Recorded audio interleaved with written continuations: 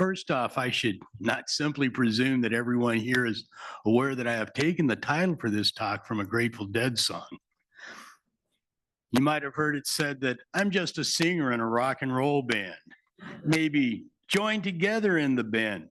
Or perhaps, if a man among you has no sin upon his hand, let him cast a stone at me for playing in the band. What is it about a band? I mean, however much a listener may thrill to the sound of what Irish fiddler Kevin Burke refers to as the naked fiddle or a searing guitar solo, I personally find them more compelling in a band setting. We may be enchanted by a sweet a cappella performance or transported by Bach's suites for cello, but there is just something about a band and that energy that isn't available to the soloist. There is an energy to a band, and that energy is generated by the interplay of the members of the group. So what is this energy? Is it about the performer's talent? I have seen skilled musicians unable to generate it. I have seen as well some fairly unskilled musicians find a groove and bring the house down. It's something about the personalities involved. Where does it come from? Is it something we can create ourselves? We hear it spoken of differently depending on the setting. We hear about team chemistry in sports, and bandmates use the idea of chemistry when discussing the alchemy of a band. When management gurus speak of the corporate culture, they are aiming for a sense of cohesion, of a pulling together by the people of this or that company or organization. It is the feeling that someone may find while working in a group towards a goal. Let's look back for a moment, back to our earliest, most formative days of human culture, back to a time when being in the band, being part of the troupe, being part of the group was necessary for our individual survival. We are social creatures because we are descended from long lines of social creatures, animals who lived in bands because there was security in numbers. There was someone at your back. In those earliest days, huddled around the fires that held back the night, you didn't want to be alone in the dark. Alone in the dark is a state many seem to find themselves in today. Loneliness is known to be a mental health epidemic in America today. To be sure, some of this, to some extent, this is built into modern life. Today, we go along in our self contained personal environment where just a century ago, not a long time as evolution sees it, mostly we walked or cycled or took the bus or the train. We simultaneously got our exercise and were put into the social environment just in the course of how our days were spent. Even our entertainments brought us together. As late as the 1950s, the whole family gathered around the television. Before that, it was the radio. Before that, people entertained themselves largely in group settings as family or gathering with the neighbors. Our current social rending is magnified by much of urban living, where for all the 9 billion people on earth, people can't make contact. Part of the problem is just the fact of 9 billion people. If there is one biblical stricture HSAP took seriously, it was to go forth and multiply. We sure got the hang of that one. So here we are, 9 billion of us, and many can find no one to talk to, no sense of belonging. And we want to belong. We are wired to want to belong. We need that feeling of belonging, even if we aren't aware of that need. Sort of the way what were once lone wolf survivalists got together to form militias. All because even those who assert themselves as being outside of mundane society still want to be part of the band. Seeing a band, watching a cohesive group of musicians, we are witness to something which is greater than the sum of its parts, to the creation of a gestalt. We are seeing the formation of an entity which is more than just those on stage. More than simply witnessing, we may become part of this field.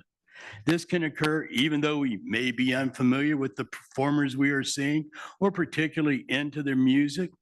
If 80% of the audience knows 80% of the words to the songs, we can get carried along even if we can't actually make out the song lyrics. We find ourselves in that space where the music plays the band and become part of that energy. By now, you are probably wondering what all this has to do with anything, and especially how is it relevant here? Well, for starters, look at what it takes to play in the band. You've probably heard the one about a New Yorker eyeing the violin case being carried by a person who just asked him, "How do I get to Madison Square Garden?" Replies, "Practice, man, practice." According to brain studies, the difference between a wannabe and a genius is 10,000 hours of practice, 10,000 hours of intentional repetition, thousands of hours spent playing scales over and over, thousands more spent learning songs, playing etudes, building muscle memory, thousands more spent studying music. Mozart is noted as a child prodigy, but his childhood was largely spent learning music, reaching that 10,000 hour point well before he was a teenager.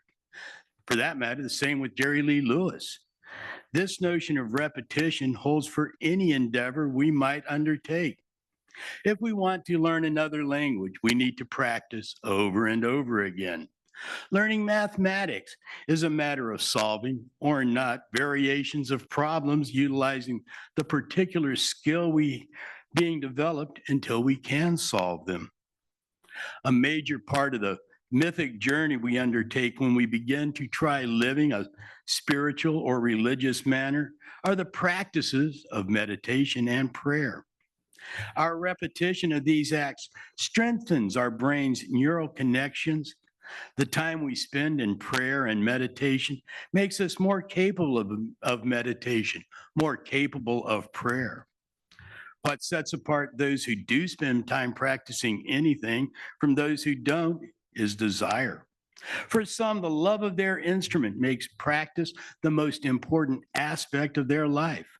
We have an instrument, we have a practice, we have a love. We reach out in our prayers lovingly. We may reach out when we meditate. One of the meditation practices taught by Siddhartha Gautama, the Buddha, was to envision our love flowing outward, flowing out not just to everyone, but to everything. Not only does your love flow out to each and every person, but to each and every organism, to every animal, even the slightest, to every plant, large and small. Allow your love to encompass all of creation. This is a practice, and the more we apply ourselves, the more adept we become. Prayer, too, is a practice. When we practice, intention is crucial. Writer Anne Lamott, in her book, Help, Thanks, Wow, states that there are basically three types of prayers. The title covers the basics of why we pray.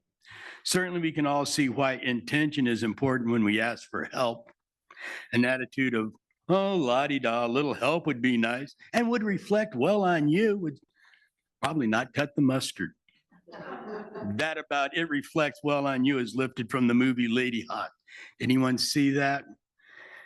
There's one little character, a little thief, Matthew Broderick, and he's always talking to God, mostly asking for help getting out of his current predicament and promising that if help was forthcoming, he would not do any wrong ever again, asking very intentionally for help. Then there is the prayer of gratitude, a prayer of thanks for some help you just received, or for the birth of a new little one. Perhaps gracias for the beauty of a spectacular vista or glorious sunrise or sunset. Simply saying thank you for the blessing of another day. These two are all prayers. Here again, we are opening ourselves up to the divine. Wow would be that exclamation following an encounter with the sublime. Wow, when we encounter that which lies beyond words, the gasp drawn by the terrifying or the beautiful, by the full majesty of the powers, the forces of nature. The prayer following a burst of insight. In one of his poems, Rumi speaks of Moses overhearing a shepherd at his prayers, offering up his services to God to fix your shoes and wash your clothes and pick the fleas off. He wanted to kiss God's little hands and feet. Moses, the subject of this particular vignette, is incensed by the old fellow's familiarity with God and smugly tells him off. As the shepherd goes off, desolate, a revelation comes to Moses. He hears the voice of God informing him that he has just separated me from one of my own. God asks him, "Did you come as a prophet to unite or to sever?" Tells him that each person's form of prayer may be different, but that does not make it wrong. Not as long as it is done with true devotion. Devotion is perhaps the crux of the matter. We have to devote the time to practice. We must want to devote the space in our hearts and in our lives, busy and hectic though they may be, to allow ourselves to engage in our practice. It may be that the busier and more hectic our lives become, the more vital it is to commit to this practice. Find your own way to practice. It may be walking in the natural spaces of the world. You may find your path in creating, whether it is painting or weaving, sculpture, poetry. It may be in the kitchen, baking or making a soup. Whatever gets you soulfully focused may be a prayerful practice. As the Zen master said, before Satori, carry water, chop wood. After Satori, carry water, chop wood. We just need to do it mindfully in a prayerful manner. One thing about spiritual practice, unlike being a musician, is you don't need to attain any sort of skill level in order to play in the band. In fact, prayer and meditation may be easier to do in a group setting such as church. We may love to sing, but isn't it better when a bunch of us are singing together? And we don't even need to be consciously engaged in prayer, consciously meditating.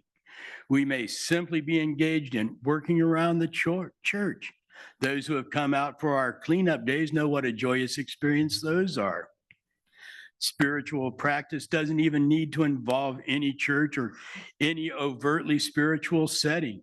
To borrow from Joy Harjo, every act of kindness is a point of light in the war for justice. Every act of kindness is a point of light in the war for justice. You may be volunteering at a community event. You may be helping at a community kitchen or a homeless shelter. You may be at home getting your place all spiffy. What matters is that our actions benefit our world, our community. What is important is that our actions are guided by an open heart. What makes a difference is that we do it, whatever it may be, with gladness, with joy in our hearts. It might be said that any good action joyfully done is indeed a prayer. Or perhaps it is a meditation practice to work joyfully. This is a way to give praise, to give thanks, to express divinity in our own lives by giving of ourselves with gladness. And it may be that gladness is God speaking to us. This gladness is a part of our heritage as children of God. This gladness is our part in the glorious harmony of creation. It is this gladness that has us all, to borrow another line from the Grateful Dead, everybody's playing in the Heart of Gold band. We're all a part of that band, each and every one of us. Every voice has its part in the celestial symphony. Each has its worth and is noted by the great conductor. Playing in the Heart of Gold band, our timing is impeccable. In this band, every chord is completed. In it, discord is made harmonious. We are always right in tune. We are always right on key. We are the harmony. We are the melody. We are all virtuosos. We are all making a joyful music to the Lord. From here, we all go forward. Let's do our practices. We will, each of us, add our own music, add our own songs to the glorious divine symphony that is creation.